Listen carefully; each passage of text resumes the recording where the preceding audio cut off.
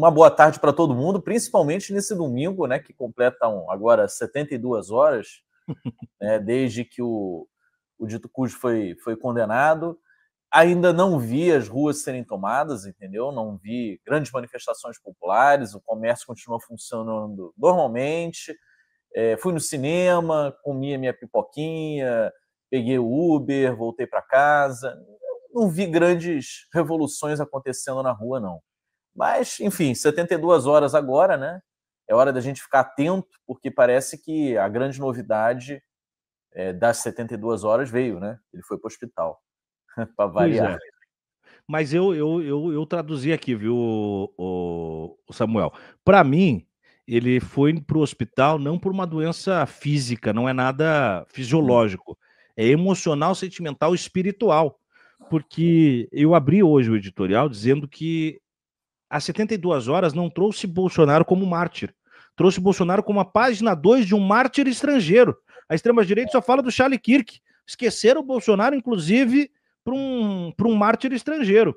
Quando chega um recado aqui muito sagaz do professor Viaro, tirando onda e dizendo que nós estamos na mesma casa, viu? Pelo fundo aqui, nós estamos na mesma casa. É continuidade. Tudo bem, Thiago? Você está aí, ó. Olha ali, ó, ali, ó. Vou passar o café depois pro Samuel ali. Samuel, é um plano da extrema-direita abafar a coisa do Bolsonaro com Charlie Kirk, ou a vaca do Bolsonaro secou a teta e não tem mais o que tirar? Cara, então, eu concordo com a tua análise, eu vi ela mais cedo, e de fato, cara, o Bolsonaro deve estar muito puto, não é com o Charlie Kirk que morreu, Claro.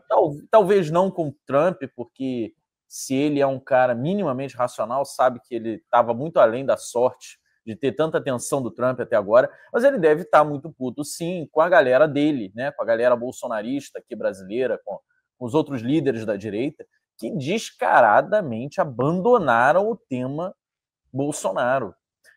Tiago, você fez uma análise tão acertada, que ela coincide com uma conversa que eu tive na sexta-feira. Sexta-feira? Acho que foi ontem, não. Foi sexta-feira no final do dia. Não foi ontem à noite. Com um amigo, né, que é um dirigente de um partido da direita aqui do Rio de Janeiro, mas é um amigo, né, uma pessoa com quem eu tenho uma boa relação com ele. E ele estava falando, só falava do tal do Charlie Kirk. E aquela narrativa, ele me mostrou vídeo, ele me mostrou um monte de coisa, né? Eu gosto, tá? Eu gosto, eu tenho uma coisa meio quase, sei lá, sádica, assim, de ficar vendo o cara ali. Me mostra mais, por favor. É uma ida ao campo, sabe? Eu nunca Mas é fui. sociológico. Você é da sociologia, é sociológico total. Totalmente, totalmente. Só falta pegar meu diáriozinho de bordo ali e fazendo as anotações. Mas ele foi me mostrando, aí eu perguntei assim, mas e o Bolsonaro? É absurdo, né, cara? Um absurdo. O que fizeram com o Bolsonaro, eu sei que você é do PT, cara, mas, poxa. Aí ele tentou fazer uma comparação rápida com o que aconteceu com o Lula. Agora eles estão todos solidários, né? Sim. Agora eles estão todos solidários. Agora a Lava Jato né? No foi uma retroativo, perseguição. solidariedade retroativa. Agora ele diz assim, vocês sabem que foi perseguição, né? Então a gente está passando agora também. Mas foi tão rápido, tão breve, Thiago. Tão rápido. E ele voltou para o tema dos vídeos. Porque o que pauta esses caras é o feed da extrema-direita. E aqui eu não estou falando da tiazinha do Zap, do coroa do Zap. Eu estou falando aqui de um dirigente de um partido da direita do Rio de Janeiro. De certa forma, isso é a base também dos assessores parlamentares da direita do Rio de Janeiro e dos próprios parlamentares. Eu gostaria até de extrapolar e dizer que isso é nacional, mas eu não tenho base para afirmar isso. Eu posso olhar para o do Rio de Janeiro. Imagino que seja parecido no país inteiro. Todos eles se pautam pelo feed.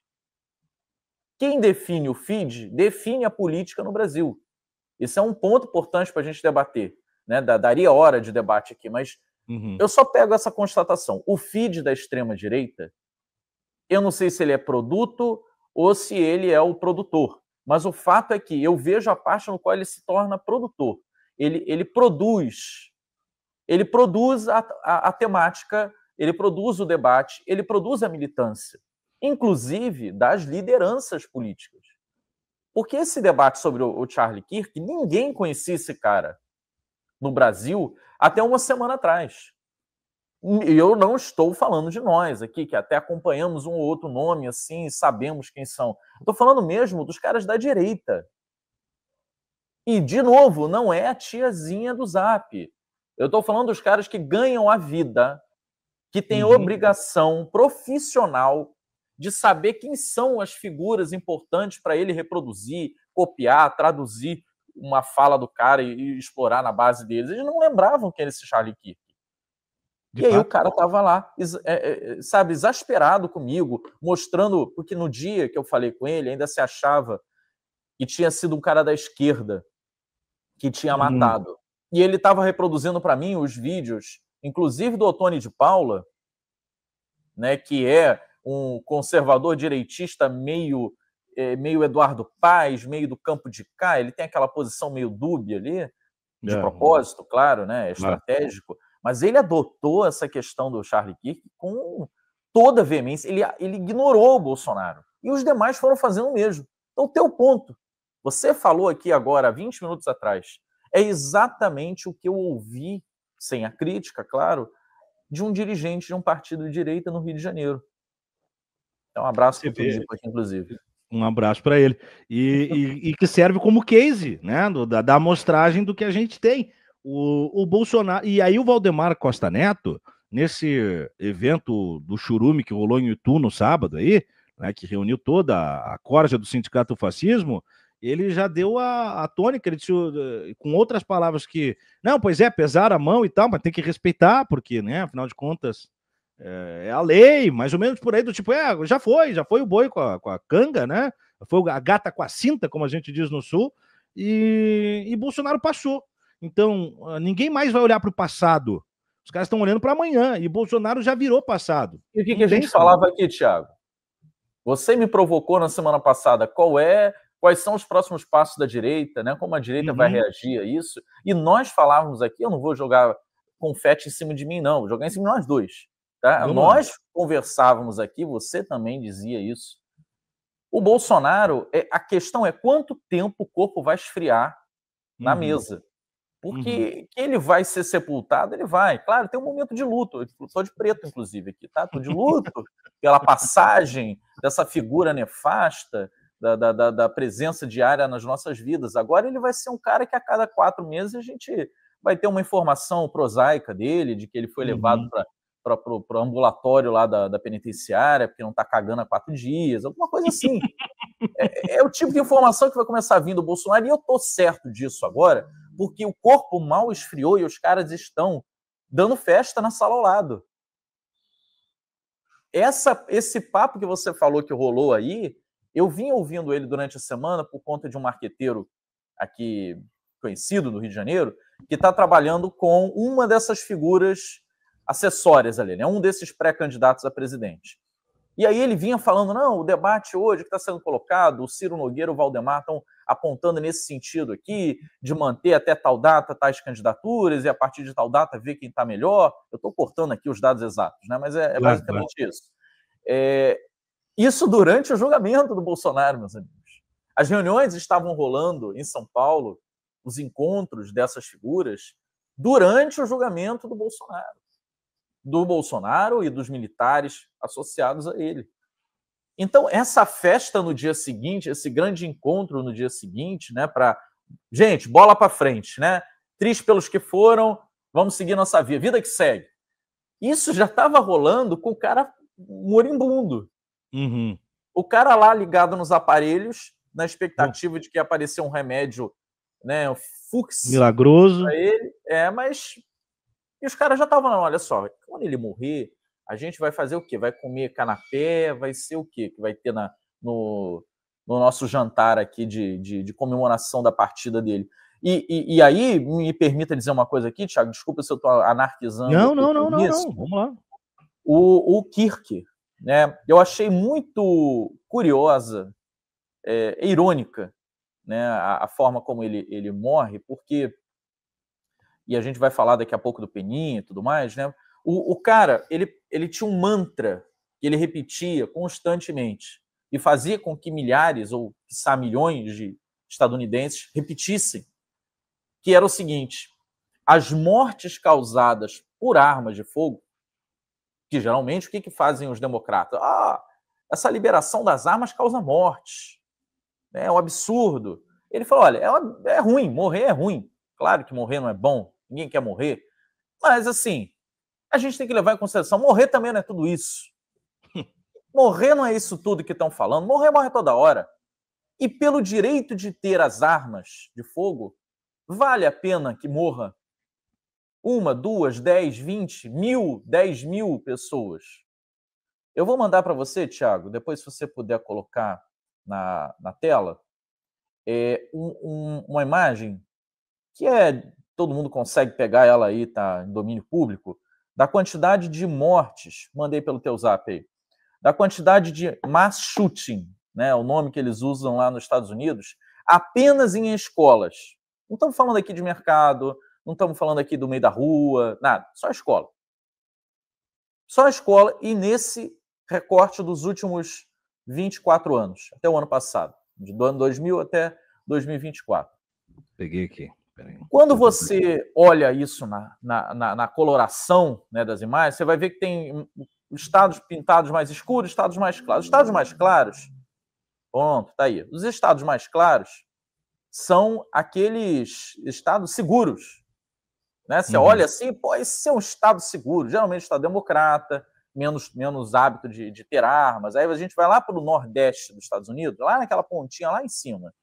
Aí você vai ver ali, tem Maine, né? Tem esses estados ultra democratas. Aí você vê lá 6, 6, 7. Aí vamos mais para o meio, né? Alto no meio. Aí tem ali 3, 11, 6. Isso, meus amigos, é a quantidade de tiroteios. Aquela coisa, o garoto entra na escola com uma metralhadora e atira em todo mundo. Isso aqui não é um número de mortos. Isso aqui é um número de eventos.